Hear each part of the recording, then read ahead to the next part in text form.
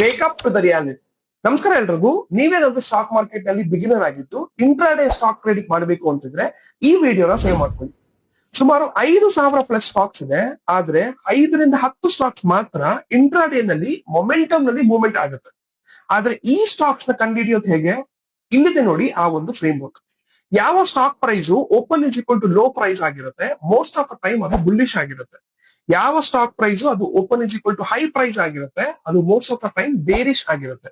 Smart money ಅಂದ್ರೆ big players ಈ ಒಂದು ಸ್ಟಾಕ್ಸ್ ನಲ್ಲಿ ಹೈ ಪ್ರಾಬಬಿಲಿಟಿ ಇರುತ್ತೆ, ಅವರು ಈ ಸ್ಟಾಕ್ಸ್ ನಲ್ಲಿ ಬಿಲ್ಡಪ್ ಆಗಿರುತ್ತೆ. ಆದ್ರೆ ಈ ಒಂದು ಪ್ರಾಸೆಸ್ ನೋಡೋದು ತುಂಬಾ ಚಾಲೆಂಜಿಂಗ್. ಸೊ ಇನ್ನೂ ಈಸಿ ಆಗಿ ಸ್ಟ್ರಾಟಜಿಕ್ ಆಗಿ ನಾವು ಇಂಟ್ರಾಡೇ ನಲ್ಲಿ ಸ್ಟಾಕ್ಸ್ ನ ಕಂಡುಹಿಡಬೇಕು ಅಂತಿದ್ರೆ ಪ್ರೆಸೆಂಟಿಂಗ್ ಸ್ಟಾಕ್ ಹಂಟರ್, ಆ ಸ್ಟಾಕ್ ಅನಾಲಿಸಿಸ್ ಪ್ಲಾಟ್ಫಾರ್ಮ್.